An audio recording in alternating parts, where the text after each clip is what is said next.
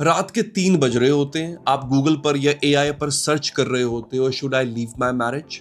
फिर आप सर्च करती हैं since my marriage can be saved, या फिर आप सर्च करते हो how to know when it's over, और आपको कोई क्लियर आंसर नहीं मिलता है क्योंकि इंटरनेट पर सब ये कह रहे होते हैं try harder, communicate better, go to therapy, या फिर कहते हैं leave, you deserve better, life is short. लेकिन कोई ये नहीं बताता कि डिसाइड कैसे करना है, ये कैसे पता चलेगा, ये मैकेनिज्म कैसे आपको पता चले कि कब डिसाइड करना है, कैसे डिसाइड करना है। तो आज मैं आपको वो बताऊंगा, कोई मोटिवेशनल एडवाइस नहीं दूंगा, कोई इमोशनल लेक्चर नहीं दूंगा, एक फ्रेमवर्क दूंगा आपको जो आपको क्लियरली दिखाएगा कि कब रहना चाहिए और कब जाना चाहिए। क्योंकि सच ये है कि हर शादी बचाने लायक नहीं होती है और हर शादी छोड़ने लायक भी नहीं होती है। सवाल ये है कि आपकी कौन सी है।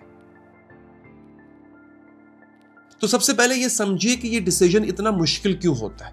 रीजन नंबर 1, इसको संक कॉस्ट फैलेसी कहते हैं। आपने इस रिलेशनशिप में कई साल लगा दिए, एनर्जी, इमोशन, सैक्रिफाइसेस, आपका ब्रेन आपको कहता है इतना इन्वेस्ट किया है, अब कैसे छोड़ दूं। इसे कहते हैं sunk cost fallacy. Past investment future decision को अफेक्ट नहीं करना चाहिए है, सिर्फ ये मैटर करता है कि आगे क्या होगा। रीजन नंबर 2, छोड़ के कहां जाऊं, अकेले कैसे रहूं, लोग क्या कहेंगे। अननोन जो होता है ना, वो हमारे लिए स्कैरी होता है, चाहे प्रेजेंट पेनफुली क्यों ना हो। ब्रेन फेमिलियर पेन प्रेफर करता है ओवर अनफेमिलियर फ्रीडम के। रीजन नंबर 3, शायद वो बदल जाए, शायद इस बार वो डिफरेंट हो। होप बहुत खूबसूरत चीज है, लेकिन होप को पैटर्न के अगेंस्ट इवैल्यूएट करना जरूरी होता है। ये डिसीजन इमोशनल है, लेकिन इमोशनली नहीं लेना चाहिए। इसके लिए आपको फ्रेमवर्क चाहिए, तो वो फ्रेमवर्क आइए मैं आपको देता हूं। मैं आपको 5 एरियाज में चेक करूंगा, इन 5 को ऑनेस्टली इवैल्यूएट आपने करना है, जवाब आपको क्लियर हो जाएगा। Number 1, area number 1, safety. पहला सवाल यह है कि क्या आप सेफ हैं? Physical safety, emotional safety, psychological safety.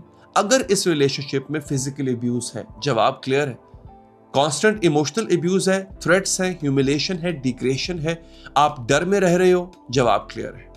तो ये लीव कैटेगरी में आता है और नॉन निगोशिएबल होता है। सेफ्टी पे कॉम्प्रोमाइज नहीं होता, कोई भी अच्छी मेमोरी या पोटेंशियल सेफ्टी से ज्यादा इंपॉर्टेंट नहीं है। अगर सेफ नहीं है तो आपका डिसीजन यही होना चाहिए कि ये शादी रहने लायक नहीं है। Area number 2, willingness. क्या दोनों विलिंग हैं? रिलेशनशिप 2 लोगों की होती, एक की नहीं होती। अगर सिर्फ आप ट्राई कर रही हैं और वो नहीं कर रहा तो कुछ नहीं बदलेगा। ये चेक करो, क्या वो एक्नॉलेज करते हैं आपकी प्रॉब्लम को, क्या वो एफर्ट लगा रहे हैं एक्शंस में, सिर्फ वर्ड्स में नहीं। क्या वो थेरेपी या हेल्प के लिए रेडी हैं? अगर सिर्फ आप रोइंग कर रही हैं, बोट कहीं नहीं जाएगी भाई। अगर पार्टनर विलिंग नहीं है, आप अकेले रिलेशनशिप नहीं बचा सकती हो या बचा सकते हो। Unwilling partner is equal to unchanging situation, तो ये शादी भी छोड़ने लायक होती है। फिर area number 3, pattern versus incident. ये इंसिडेंट है या पैटर्न है, ये सवाल आपको करना है। समझाता हूं, ये बहुत इंपॉर्टेंट डिस्टिंक्शन है by the way. Incident is equals to एक बार कुछ हुआ था, गलती हुई थी, आउट ऑफ कैरेक्टर था आदमी, ठीक है। पैटर्न क्या है? बार बार हो रहा है, मंथ्स में हो रहा है, ईयर्स में हो रहा है, कंसिस्टेंट बिहेवियर है। अगर ये इंसिडेंट है, पहली बार हुआ है, जेन्युइन रिमोर्स है, एक्टिवली चेंज हो रहा है, तो स्टे एक्सप्लोर करो, स्टे रहने के ऑप्शंस देखो। अगर ये पैटर्न है, 5 साल से सेम चीज, सेम प्रॉमिसेस, सेम बिहेवियर, तो लीव करना सीरियसली कंसिडर करो। Past behaviour is the best predictor of future behaviour. अगर 5 साल में नहीं बदला तो अगले 5 साल में क्यों बदलेगा? पैटर्न जो है वो बड़ा होता है प्रॉमिस से, हमेशा याद रखो। Area number 4, core values. ये बहुत इंपॉर्टेंट है। कुछ चीजें ऐसी हैं जो चेंज हो सकती हैं, हैबिट्स, कम्युनिकेशन स्टाइल। कुछ चीजें रेयरली चेंज होती हैं, वो है core values. For example, honesty versus dishonesty, respect versus disrespect, responsibility versus blame, growth versus stagnation, kindness versus cruelty. क्या आप और आपके पार्टनर फंडामेंटली सेम चीजें वैल्यू करते हो? अगर हाँ, प्रॉब्लम सॉल्वेबल है, अगर नहीं, आप हमेशा कॉन्फ्लिक्ट में रहोगे। कम्युनिकेशन प्रॉब्लम्स फिक्स हो सकती हैं। वैल्यू मिसमैच वो फंडामेंटल इनकम्पैटिबिलिटी होती है। नाउ एरिया नंबर 5, ये मेरा फेवरेट है by the way, your gut, your body. आपका गट और आपका बॉडी क्या कह रहे हैं। ये साइंटिफिक है, सुपरफिशियल नहीं है, साइंटिफिक बात कर रहा हूं। जब आप उनके बारे में सोचती हैं या सोचते हो, क्या बॉडी रिलैक्स होती है या टेंस होती है?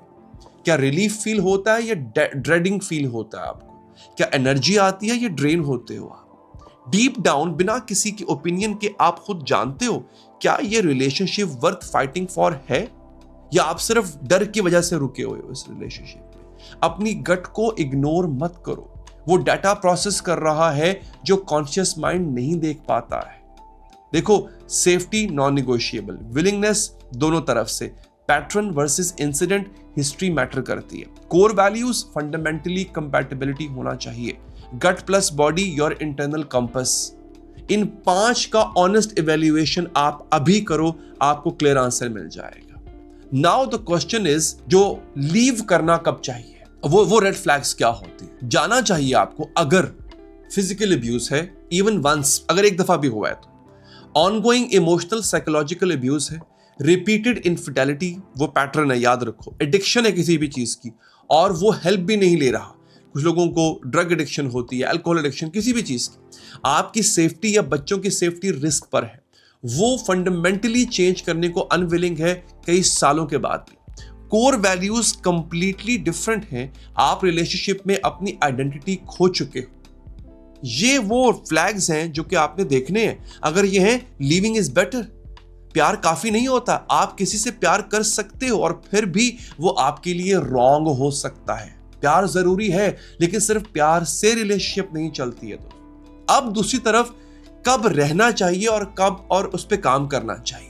रहना और काम करना चाहिए अगर दोनों विलिंग है जेन्युइनली, प्रॉब्लम्स इंसिडेंट्स हैं, पैटर्न नहीं है, कोर वैल्यूज अलाइन है, सिर्फ एग्जीक्यूशन में प्रॉब्लम है। प्रोफेशनल हेल्प ले रहे हैं या लेने को रेडी हैं, प्रोग्रेस हो रही है, स्लो भी है लेकिन हो रही है, आप रिलेशनशिप में सेफ फील करती हैं, मोहब्बत है और रिस्पेक्ट भी है। ये है वो पैटर्न्स। कोई रिलेशनशिप परफेक्ट नहीं होता, डिसएग्रीमेंट्स होंगे, फाइट्स होंगी, डिफिकल्ट फेजेस आएंगे, लेकिन अगर फाउंडेशन स्ट्रांग है, प्रॉब्लम्स सॉल्व हो सकती हैं। तो अब एक फाइनल टेस्ट आपको देता हूं। ये सवाल खुद से पूछिए और बहुत ऑनेस्टली पूछना है। अगर आज से 5 साल बाद सब कुछ एग्जैक्टली ऐसा ही रहा, कोई चेंज नहीं हुआ, क्या मैं इस रिलेशनशिप में खुश रहूंगी या रहूंगा? अगर जवाब नहीं है और पार्टनर विलिंग नहीं है चेंज करने को, तो आपके पास जवाब है। अगर जवाब नहीं है, नहीं में आता है, लेकिन पार्टनर विलिंग है, एफर्ट हो रही है, so do work on it. अगर जवाब हाँ में है, तो शायद प्रॉब्लम्स इतनी बड़ी नहीं जितनी लग रही। ये डिसीजन कोई और नहीं ले सकता, मैं भी नहीं, आपकी फैमिली भी नहीं, सोसाइटी नहीं, सिर्फ आप, क्योंकि कॉन्सिक्वेंसेस अच्छे या बुरे आपको फेस करने। तो आज मैंने आपको फ्रेमवर्क दिया है, इमोशनल एडवाइस नहीं दी। कुछ लोग कहते हैं never give up, fight for your marriage, कुछ लोग कहते हैं लीव, यू डिजर्व बेटर। दोनों एक्सट्रीम्स हैं, सच कहीं बीच में छुपा होता है। हर शादी बचाने के लायक नहीं, हर शादी छोड़ने लायक भी नहीं। आपका काम है क्लियरली देखना कि आपकी शादी कौन सी वाली है। अगर आपने डिसाइड किया है रहने में, तो आप ऑल इन रहो, हाफ हार्टेड नहीं। अगर आपने डिसाइड किया है जाना है, तो गिल्ट फ्री होकर जाओ। आपने ट्राई किया, नहीं बात बनी। आप एक ही जिंदगी लेके आए हो, वो जिंदगी डर में गुजारनी चाहिए या क्लैरिटी में, ये आपने डिसाइड करना। अगर ये वीडियो किसी भी काम आई आपके, इसको शेयर जरूर करें। बहुत लोग रात के 3 बजे ये सर्च कर रहे हैं और उन्हें सिर्फ कंफ्यूजन मिल रहा है। शायद ये वीडियो उनको क्लैरिटी दे। हम अगली वीडियो में मिलेंगे, लेकिन अगर आप चाहते हो कि मुझे इनकरेज करो, तो चैनल को सब्सक्राइब जरूर करो और वीडियो को लाइक करो।